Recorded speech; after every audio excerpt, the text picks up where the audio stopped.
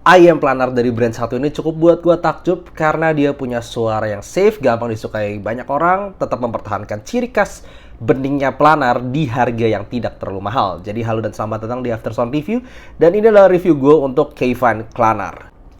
K-Fine Planar ini adalah planar IM, tepatnya 14,5 mm driver planar dengan harga sekitar 1,4 jutaan di marketplace Indonesia ini. Ya sudah ada di marketplace Indonesia bergaransi, dan kalau kalian penasaran langsung aja cek di Tokopedia, link di description di bawah. Dan seperti biasa aja gue akan breakdown IM ini mulai dari build, fit, frequency response, suara, dan perbandingannya. Tapi jujur aja gue mesti ngomong siapa yang bikin nama Planar gitu. Kayak I have a K from K-Fine, I have Planar. Planar.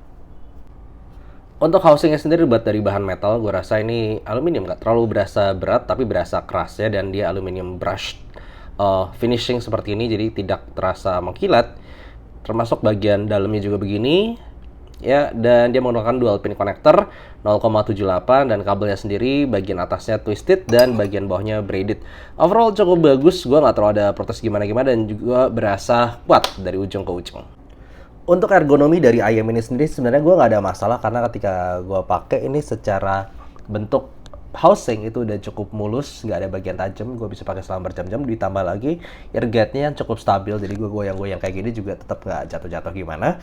Dan gue perlu kasih note sendiri, kalau kalian lihat unboxing gue kan, gue sempet note ini ada bunyi tek tek tek tek gitu. Nah ini gue sampai sekarang nggak tahu apakah ini driver flex yang aneh gitu ya, driver flex planar, I don't know, atau memang ada something yang strange di sini. Karena ini bukan pertama kali ya gue ngerasain tek tek tek gini. Gue dulu pernah ngerasain ini di Repgo Hook X, tapi di kanan doang. Nah ini di kanan kiri.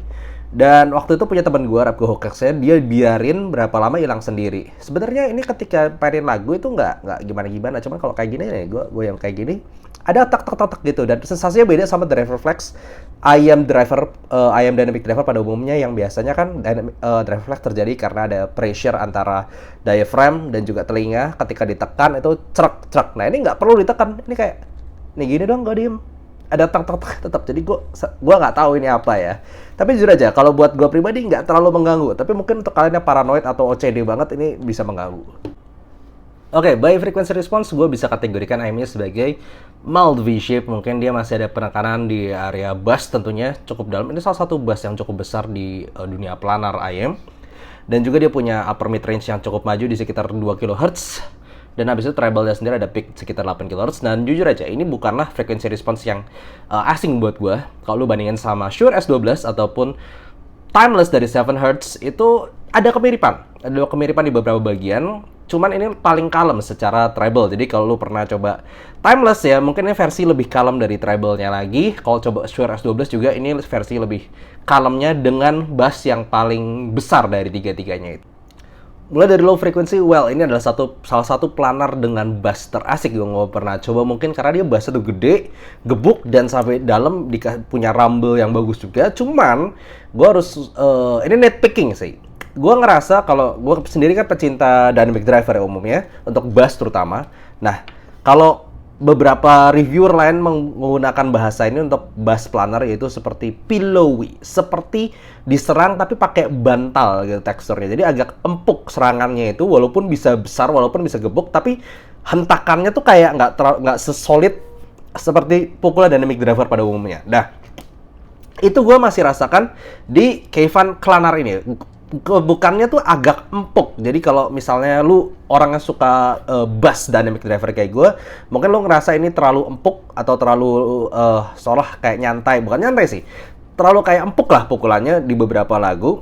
Tapi sebenarnya kalau lu keluarin sensasi pillowy-nya tadi, ini buat lagu EDM asik, buat lagu pop asik, karena dia bassnya tuh gebuk, cukup gede, tapi nggak berasa terlalu lama-lama untuk ekor atau decay-nya sendiri.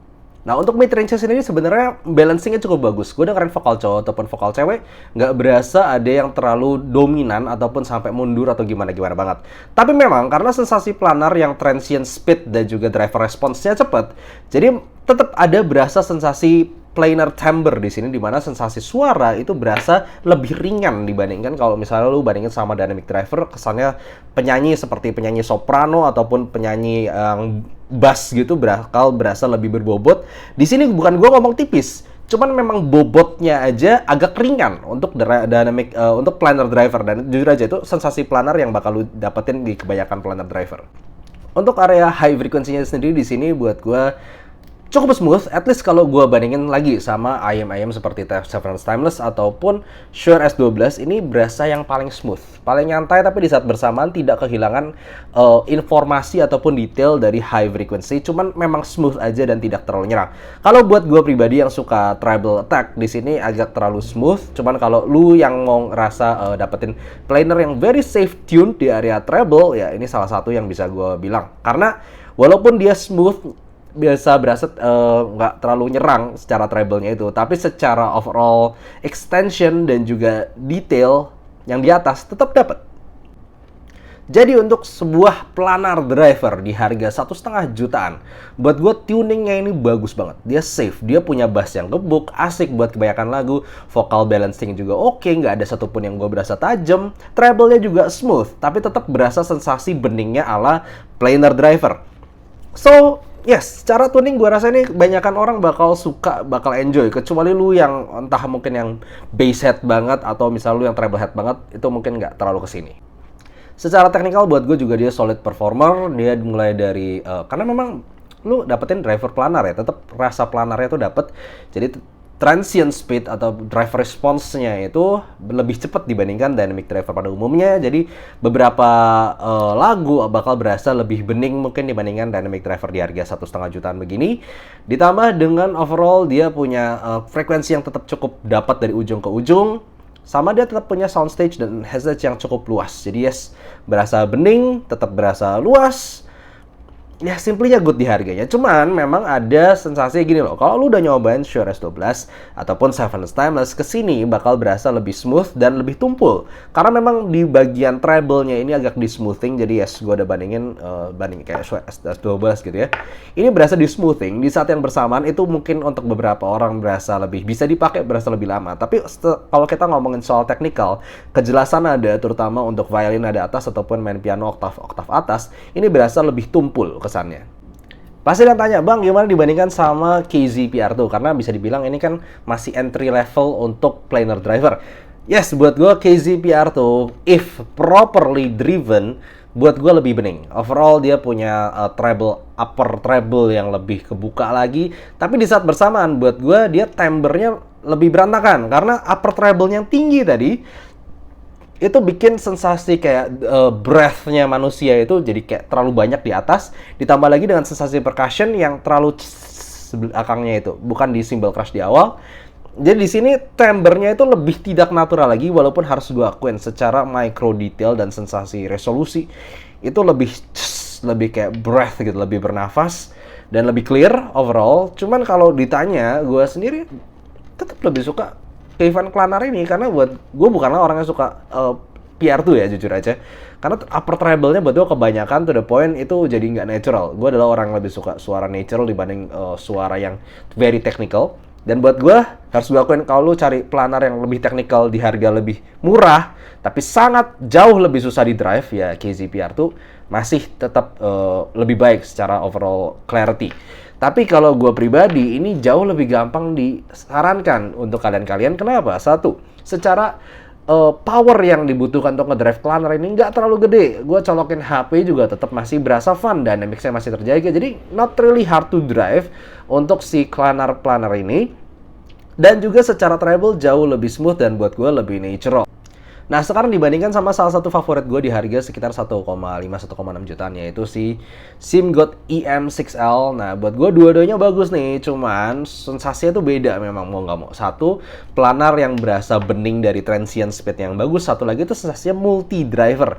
Jadi kalau di sini sebenarnya dua-duanya secara tuning buat gue juga masih all-rounder dua-duanya. Cuman di sini masih lebih gebuk dan treble lebih smooth aja. Bassnya lebih gede dengan treble lebih smooth. Kalau di sini sub bassnya lebih berasa lebih tight, pukulannya itu beatnya itu lebih tight, dan juga teksturnya gue masih lebih suka di SIMGOT EM6L walaupun bassnya tidak sebesar planar. Vocal dan juga treble attack-nya buat gue lebih gigit di SIMGOT EM6L. Jadi gue pribadi gue lebih suka di SIMGOT EM6L karena sekali lagi gue adalah orang yang dengerin musik classical, gue main piano. dentingan piano lebih jelas di SIM GOT EM6L walaupun memang tidak se-smooth Planar. Secara teknikal buat gue on par.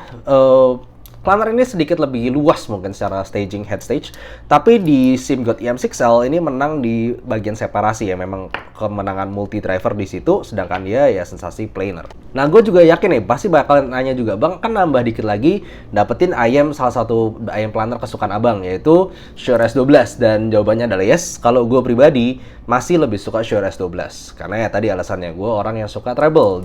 Buat gue planar ini terlalu smooth to the point sampai dentingan piano dan juga violin berasa cukup tumpul dan terlalu lembek. Sedangkan di sini gue lebih berasa secara gigitannya, lalu extension sama ngiknya violin itu lebih seru.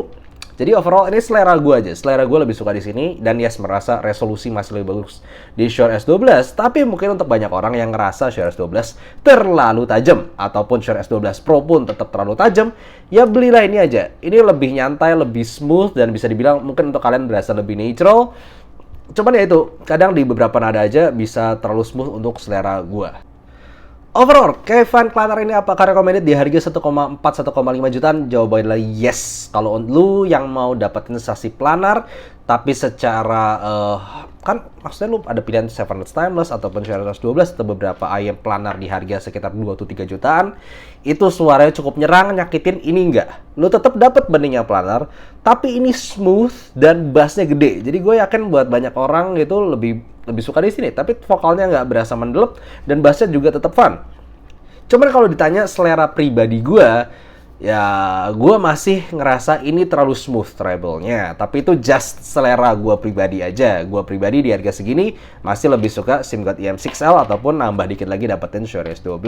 Tapi kalau misalnya lu suka dengan bass yang cukup nampol, lu suka tetap vokal yang cukup balance dan kebeningan dari planar, yes, definitely recommended dan easily recommended to try untuk siapapun yang mau coba di harga 1,5 jutaan. Jadi gitu aja, thank you for watching, see you next time, great product from K-Fine. Bye-bye.